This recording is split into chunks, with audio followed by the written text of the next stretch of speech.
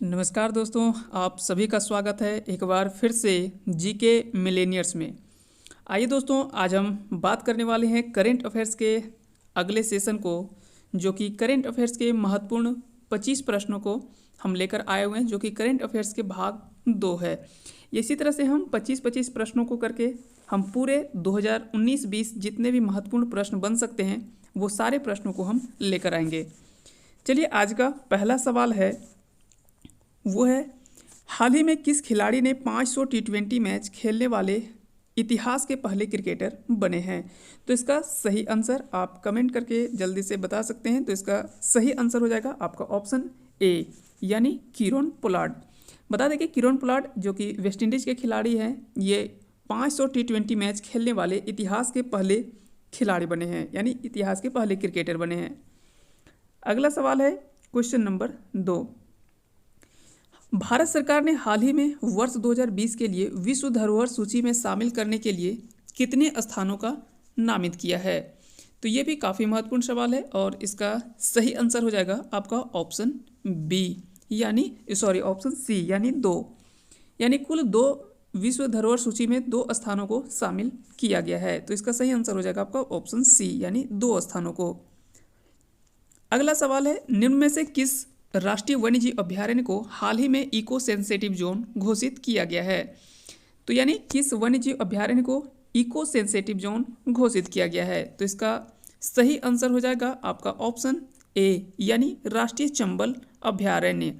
अब आपको यहाँ से एक सवाल का आंसर करना है कि राष्ट्रीय चंबल अभ्यारण्य किस राज्य में अवस्थित है। तो इसका आप सही आंसर कमेंट करके जरूर बताइए। अगला सवाल है आपका, 1 मार्च 2020 को निम्नलिखित में से किसने मलेशिया के प्रधानमंत्री के रूप में शपथ ग्रहण की है। तो 1 मार्च 2020 को हमने देखा था कि मलेशिया के प्रधानमंत्री जो बने थे वो थे मोहिउद्दीन यासीन, यानी ऑप्शन डी इसका सही आंसर हो जाएगा। मोहिउद्दीन यासीन जो थे वो मलेशिया के नए प्रधानमंत्री के रूप में शपथ लिए थे। अगला सवाल है, उत्तर प्रदेश सरकार द्वारा ख्वाजा मोइनुद्दीन चिश्ती उर्दू अरबी फारसी विश्वविद्यालय का नाम बदलकर क्या रखने की घोषणा किया गया है। यानी इसका नाम जो परिवर्तित करके विश्वविद्यालय का रखा गया है वो है ख्वाजा मोइनुद्दीन चिश्ती भाषा विश्वविद्यालय। यानी जो अरबी फारसी था उसके उर्दू अरबी फारसी ये सभी की जगह पे सिर्फ भाषा का प्रयोग किया गया है अब नए नाम में। तो इसका सही आंसर हो जाएगा ऑप्शन ए, यानी ख्वाजा मोइनुद्दीन चिश्ती भाषा विश्वविद्यालय। तो इस तरह के सवाल आपके पूछे जा सकते हैं। अगला सवाल है, 6 फरवरी 2020 को राष्ट्रपति रामनाथ कोविंद ने किसे अंतर्राष्ट्रीय गांधी पुरस्कार से सम्मानित किया है। तो ये भी काफ़ी महत्वपूर्ण सवाल है। अंतर्राष्ट्रीय गांधी पुरस्कार जो कि एक महत्वपूर्ण पुरस्कार माना जाता है और इसे जो प्राप्त किया है वो है आपके, इसका आंसर जो होगा वो सही हो जाएगा ऑप्शन बी, यानी डॉक्टर एन.एस. धर्मशक्टू को अंतर्राष्ट्रीय गांधी पुरस्कार से सम्मानित किया गया है। अगला सवाल है, किस महिला खिलाड़ी ने हाल ही में ऑस्ट्रेलियन ओपन 2020 का एकल का खिताब जीत लिया है। तो ये सभी आप जितने भी टेनिस प्रतियोगिता होते हैं वो सारे को आप जरूर याद रखें, क्योंकि यहाँ से आपके एग्जाम्स में सवाल जरूर पूछा जाता है। तो इसका सही आंसर हो जाएगा ऑप्शन सी, यानी सोफिया केनिन। अगर महिला में पूछे तो सोफिया केनिन हो जाएगा, जबकि पुरुष में बोले तो नोवाक जोकोविच हो जाएगा। ये ऑस्ट्रेलियन ओपन होता है। ऑस्ट्रेलियन ओपन के बाद फिर आता है फ्रेंच ओपन के बाद विंबलडन ओपन, और विंबलडन ओपन के बाद आपका यूएस ओपन आता है। यानी पहला ऑस्ट्रेलिया के बाद फ्रेंच के बाद विंबलडन के बाद यूएस ओपन। और सभी को अलग अलग कोर्ट में खेला जाता है, यानी अलग अलग, जैसे ऑस्ट्रेलियन ओपन और अंतिम जो होता है ये दोनों जो होता है वो हार्ड कोर्ट में खेला जाता है।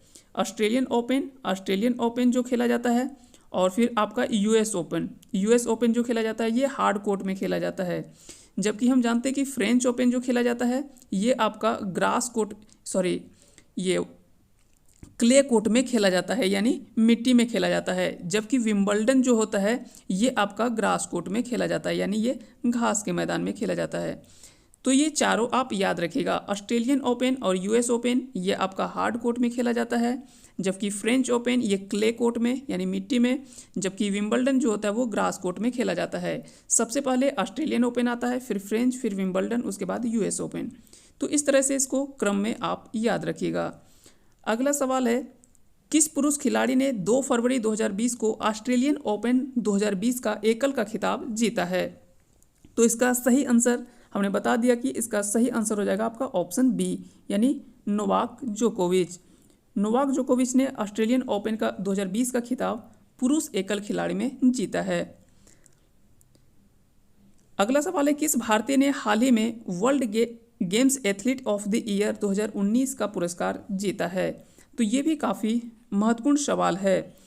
तो इसका सही आंसर हो जाएगा आपका ऑप्शन सी, यानी रानी रामपाल। और बता दें कि रानी रामपाल ये भारतीय हॉकी ये खेल से संबंधित है और ये हॉकी खेलती है। और यहाँ से भी आपको काफ़ी महत्वपूर्ण सवाल बन सकता है, क्योंकि इन्हें पद्मश्री पुरस्कार से भी सम्मानित किया गया है और भी कई सारे महत्वपूर्ण चर्चा में रही है, इसलिए यहाँ से सवाल जरूर पूछा जाएगा। किस राज्य की सरकार ने हाल ही में शिव भोजन नामक योजना की शुरुआत की है? तो इसका सही आंसर होगा आपका ऑप्शन डी, यानी महाराष्ट्र सरकार ने। महाराष्ट्र सरकार ने शिव भोजन नामक योजना की शुरुआत किया गया है।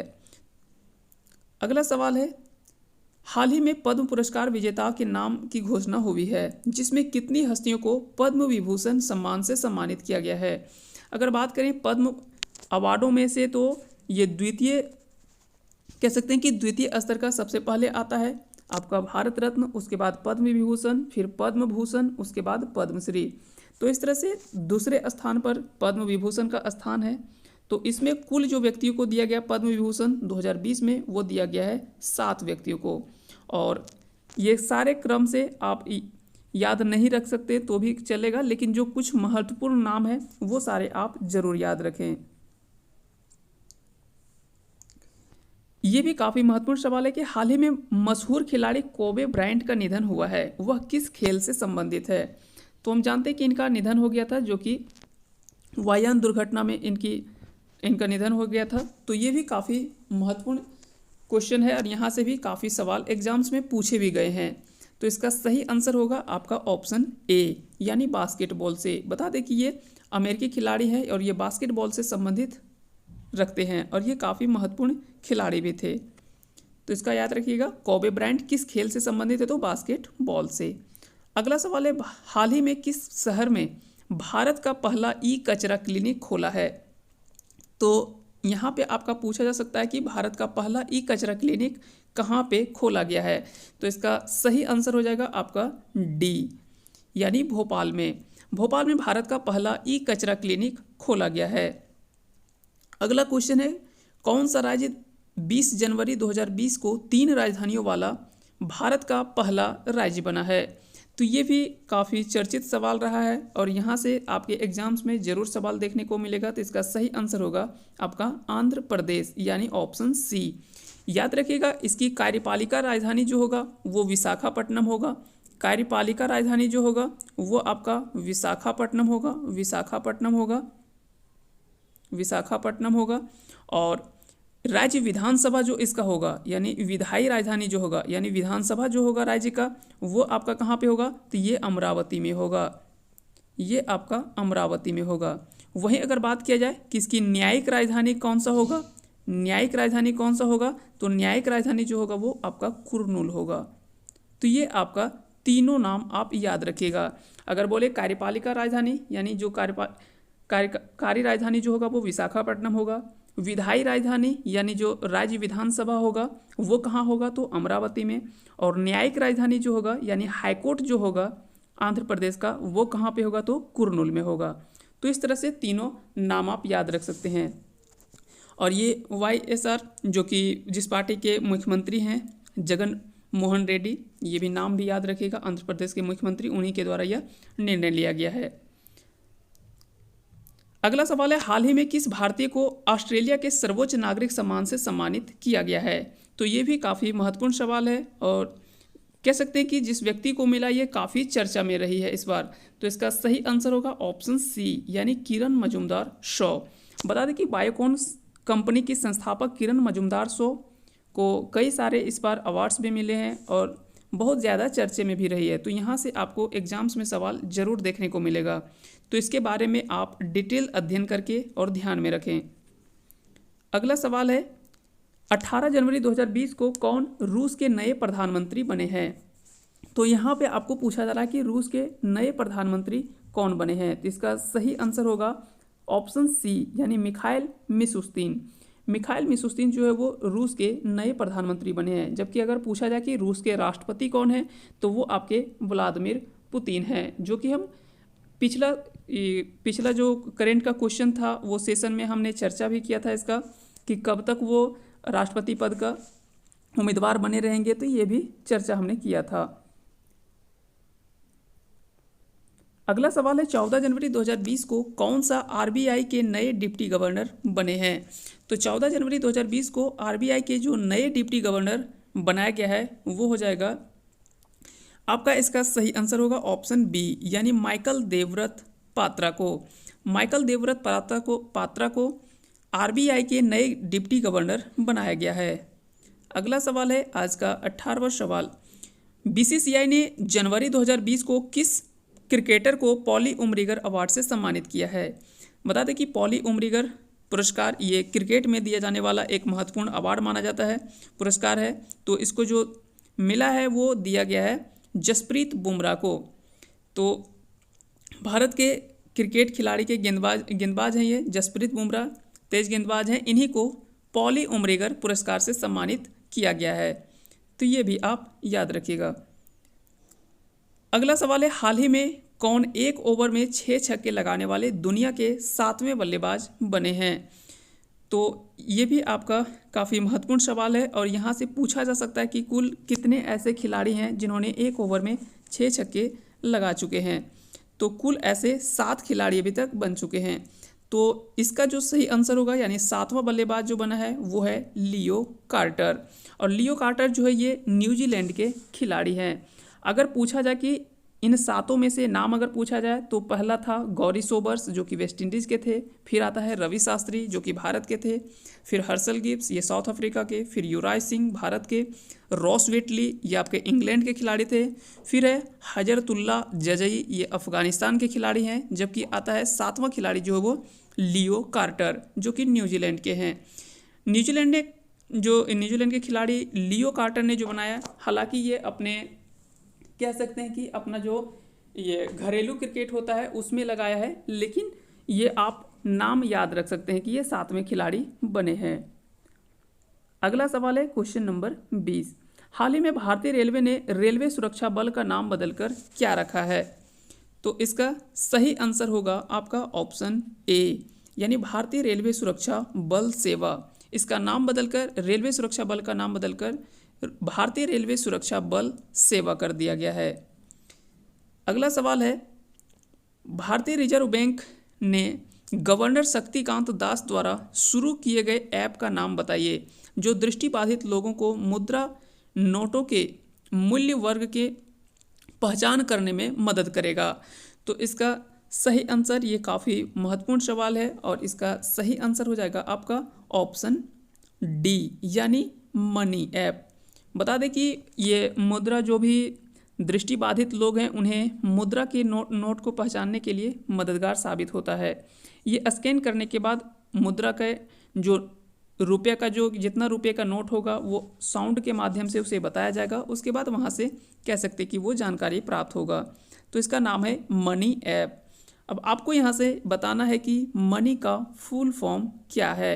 मनी का आपको फुल फॉर्म बताना है। एम से क्या होता है, ए से, एन से और आई से। तो ये आपको बताना है कि मनी का फुल फॉर्म क्या होगा। तो आप कमेंट करके ज़रूर बताइएगा।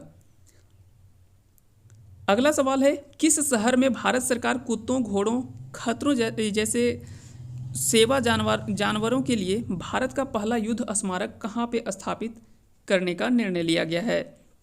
तो इसका सही आंसर होगा आपका ऑप्शन सी, यानी मेरठ उत्तर प्रदेश में।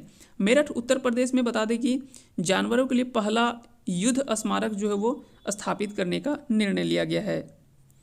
आज का अगला सवाल है वर्ष 2020 को किस वर्ष के रूप में माना गया है, यानी कह सकते हैं कि वर्ष 2020 को किस वर्ष के रूप में मनाने का निर्णय लिया गया है।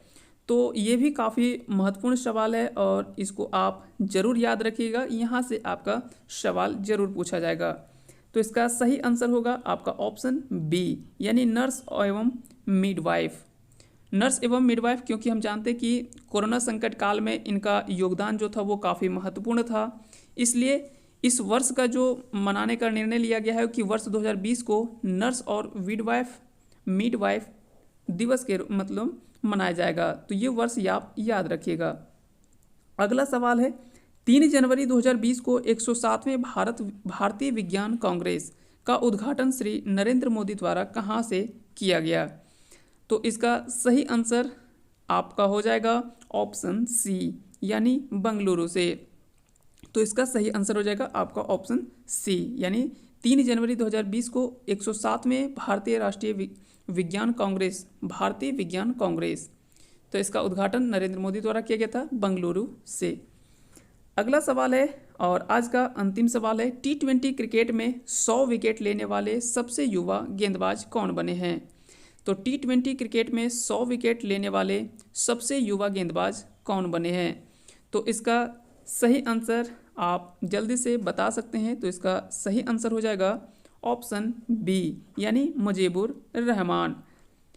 तो इसका इस तरह से आप का 25 क्वेश्चन का आज का करेंट अफेयर्स का ये सेशन आपको उम्मीद करते हैं कि पसंद आया होगा, और अगर पसंद आया होगा तो लाइक करें, साथ ही साथ अगर चैनल पे नए हैं तो चैनल को सब्सक्राइब कर लें और बेल आइकन को प्रेस कर दें, क्योंकि जब भी कोई वीडियो हम अपलोड करेंगे तो उसका नोटिफिकेशन आपके पास चला जाएगा और आप आसानी से देख सकते हैं।